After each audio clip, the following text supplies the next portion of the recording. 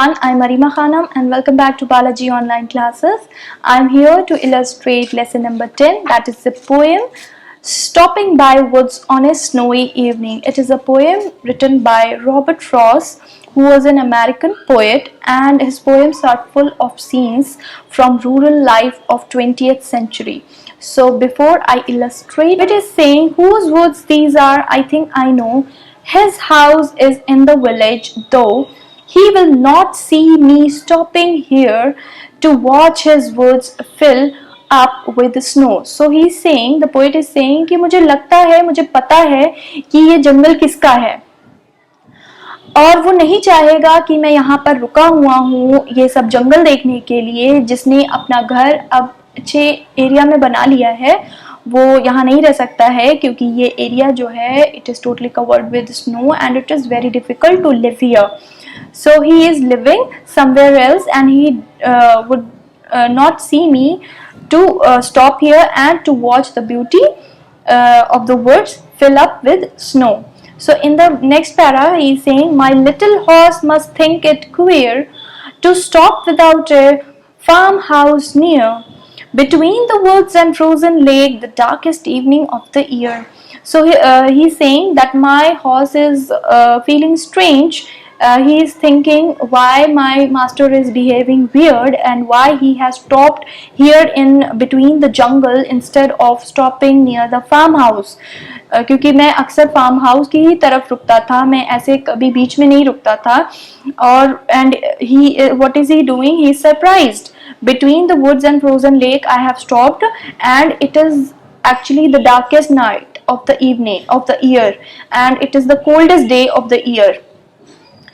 In the next para he is saying he gives his harness bell a shake to ask if there is some mistake. The only other sounds the sweep of easy wind and dawny flake. So he is saying that my horse is surprised and he is thinking why my master is behaving weird, why is he being queer, I think there is some mistake. So he is giving his bell a harness shake.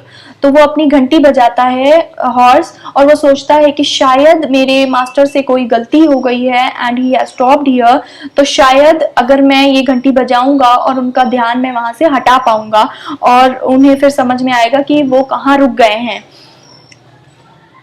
The last para, the woods are lovely, dark and deep, but I have promises to keep and miles to go before I sleep and miles to go before I sleep. So he's saying this is the beauty. I have stopped here to see the beauty and counter the dark and deep forest which is covered totally with snow, but I cannot stay here longer because I have many things to do in my life before I sleep. That means मेरे मरने से पहले मुझे और भी चीज़ें discover करनी है, बहुत सारे ऑब्जर्वेशन करने, बहुत सारी चीज़ें देखनी है. So I'll have to move from this place. So I hope you must have understood it very well.